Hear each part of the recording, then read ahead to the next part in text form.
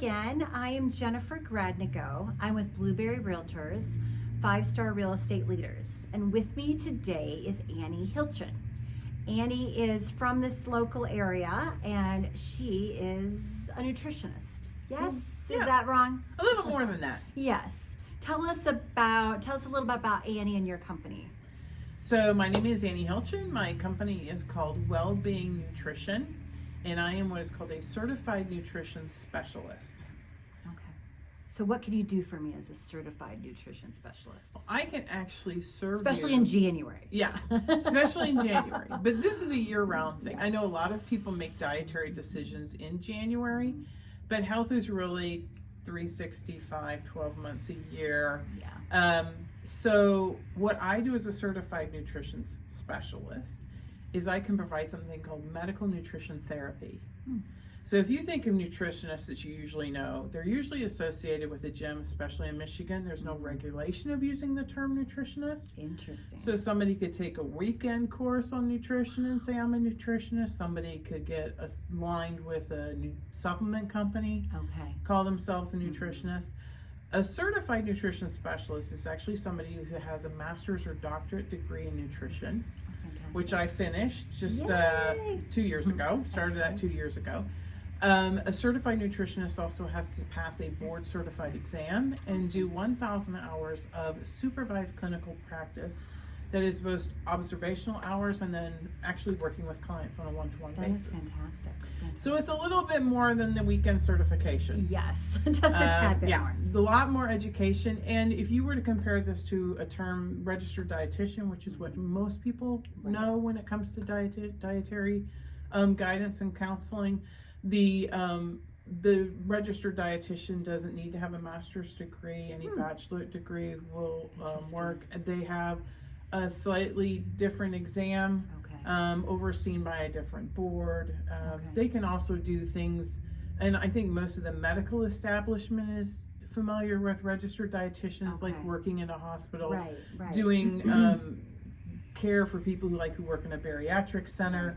It's very, and I don't want to speak for registered dietitians, they do get into the micronutrient thing. A certified nutrition specialist, and the way I run my practice is kind of holistic. It's more on the functional medicine side of it.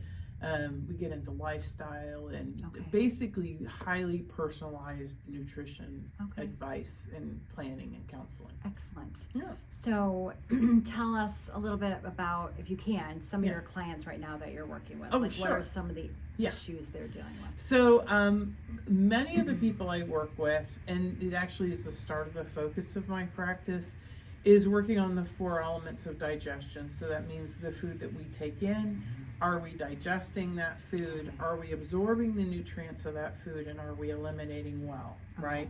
So those are basically the 4 elements of the in and the out of Right. nutrition, Right. if you will.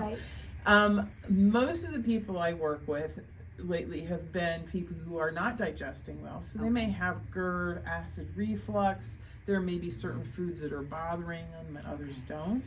I've been working with people who are working within their diet maybe to eliminate bothersome foods. So I was recently working with a woman who has irritable bowel Oh syndrome. gosh. And irritable bowel syndrome and irritable bowel disease are different. Okay. I know that a lot of people are on the non-gluten thing. People who have irritable bowel disease don't have a choice of whether they want to have gluten or not. They absolutely cannot. Okay. It is life-threatening to them. Wow. Irritable bowel syndrome is usually a combination of food, but also stress and lifestyle factors that are causing a dysregulation in the gut. So doing gut work is a lot of who I'm working with right now. Okay. I also have clients tied to that who are going through menopause. I have 2 women who I'm working with who are going through the phases of menopause. They're noticing it's changing their metabolism, it's changing their sleeping, it's changing their eating. And so we're taking a food forward approach to see how can we alleviate those symptoms. Some people like going on hormone replacement therapy. Some people are concerned about it, especially if you have a history of breast cancer in your family. So I tend to look at food first, look at supplementation, look at herbal products to help with that. And most of those have no contraindications contraindications, whereas some medications do have contraindications, some side effects that people are worried about. So taking a food forward approach is something that makes it a little easier to manage on a day-to-day basis with less risks and concerns. I love that. I love that. I've noticed, just moving back to Michigan not that long ago, and this weather, you know, it's so dry, and you know, our house is so dry. I feel like my skin, like, is there anything, like, am I eating wrong? I drink a ton of water. But I feel like my skin is just so dry. So I love that you brought this up, because usually what's going on in our body is a combination of things. Part of it is what we're putting in. Is it supporting what we need to be healthy? The other part of it is the environment we're living in. Is that conducive to being healthy? And that means what cleaning products are we using? What products are we using on top of our skin? What products are we breathing in on a regular basis? And so when people are suffering from allergies, we take a look at one, you know, what's different, what was good before that isn't working now, what is the home environment like, what is being used in the home, how old is the home, is there a history of mold in the home, right? Because the environment can play a role too. And then we work on the immune system, changing locations like you've done, going from one location to another location. A lot of times there's just things in the air. And being in Michigan, we have some very interesting microclimates. So like people who live in Wakazu Woods and the blueberry fields, they're going to have a higher mold exposure than like somebody who's living out towards Hamilton, where it's more farming. They're going to have more dust exposure, and each one is going to cause its own problems for different people if they're sensitive to it. So there are things that we can do with the immune system to kind of get it to calm down. And that's one of the wonderful challenges I like working on, is allergies and things that are causing regular discomfort. Chronic pain gets into that same kind of thing. Basically, is your body in a constant state of inflammation or not? And what's causing that inflammation, right? So, yeah, great question. And I think there's a few things we could probably do to help you out. One of the best things for skin that I find is looking at omega-3 fatty acids. So how many omega-3 fatty acids are you getting in? And when people hear fatty acid, they kind of focus on the fatty word. What you need to focus on is the acid part, because what it actually is a balancer of the fat that you have in your diet, or the fat that you're carrying around in your skin. So yeah, it's a really beneficial anti-inflammatory, fantastic for skin. There's a few other things we look at. And it's funny that you mentioned that, because skin, hair, fingernails, the whites of the eyes, the lips and the mouth, these are all things that we use in medical nutrition therapy as diagnostic tools. So the body is really often telling us what it needs and what it's getting too much of and what it's not getting enough of.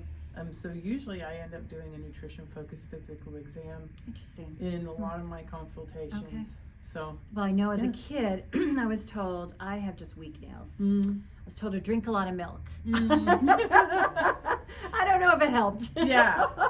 So probably not, huh? Probably what they were trying to do is get protein into you. Keratin in nails and hair is protein bound. And I'm really kind of tickled by the number of supplements that I'm seeing on social media and advertised on TV for hair and nail growth.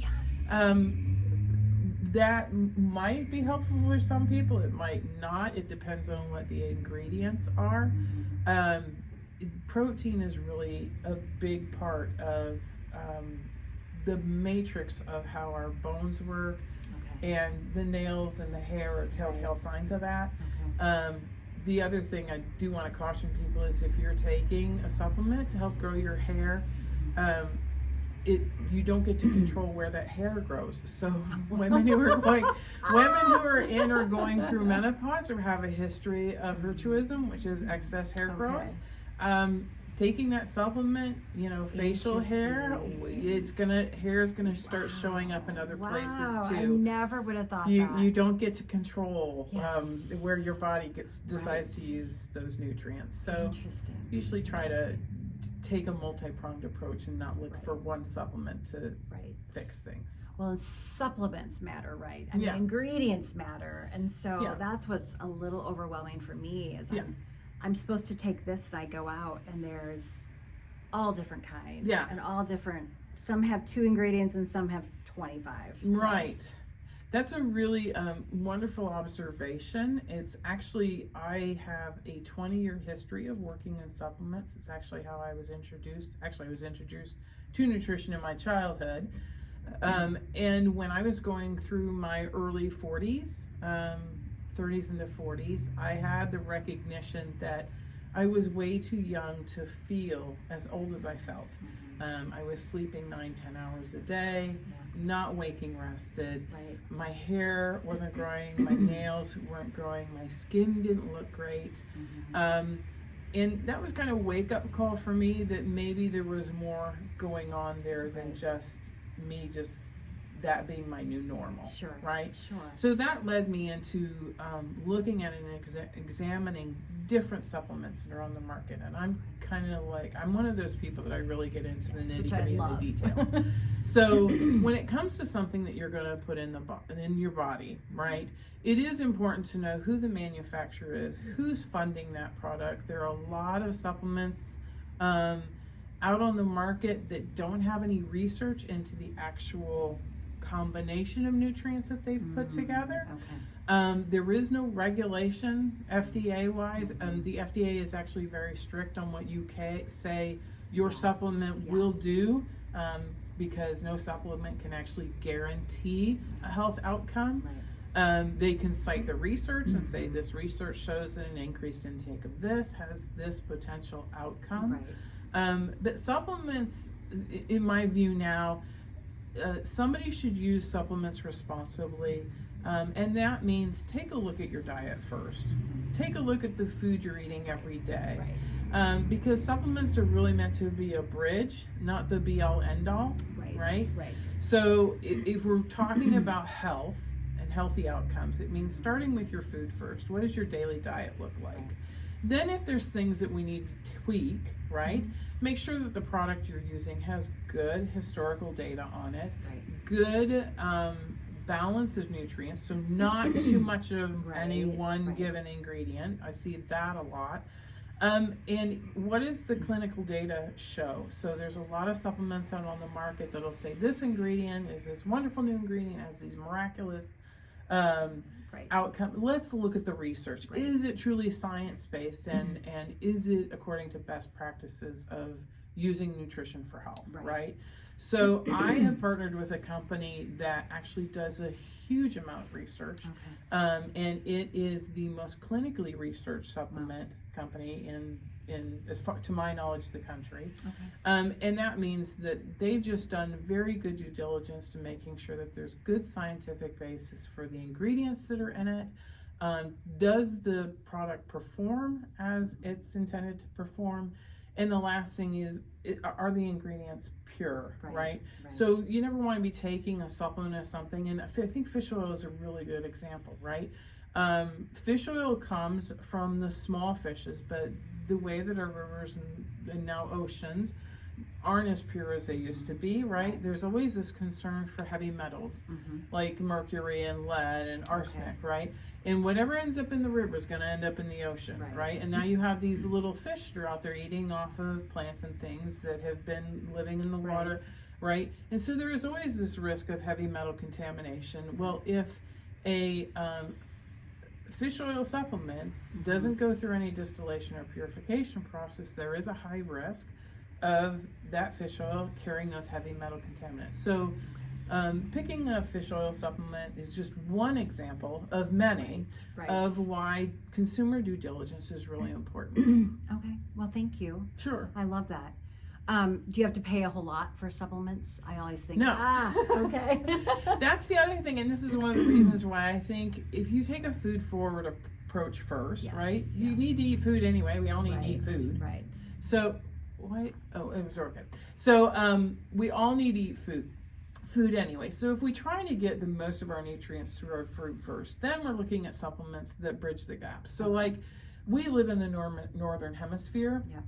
We don't get a lot of natural sunshine in the winter. Especially in Michigan. And now, with the risk of skin cancer for most of us, when we do go out in the sun, we usually have some type of sunblock. So that means our bodies are not manufacturing its own vitamin D. Okay. If you're not drinking milk and not eating a lot of salmon, those are two good sources of vitamin D. But if neither of those is happening, then you're probably low on vitamin D. Vitamin D is one of those nutrients that you really need to supplement with. Everybody does. We're finding out more and more how critical vitamin D is for health. And even the FDA minimum guidelines for vitamin D probably aren't enough. I think most nutrition experts would concur with that. So taking vitamin D is one of those highly cost-effective supplements. Some people have difficulty with certain foods, so it actually is a very good thing for them to be taking. So that's one. Zinc is another one. Your immune system needs it. A lot of us don't eat fish like mussels and clams, and which are very high in zinc. The seafoods, so zinc is another one. But before I usually recommend any supplementation, it's really critical that either you get blood testing for that, which can happen through your physician, or we take a look at your entire dietary intake to say, where are you really off? Mac burgers, what's happening here? Well, Annie, thank you so much for joining us today. I think we could probably talk all day because I have a zillion questions. We have. But I appreciate it. And if people want to stay tuned, any questions to ask, we'll make this live soon, and you can ask questions, and we can hear from Annie again. Thank you so much. I appreciate it. Bye.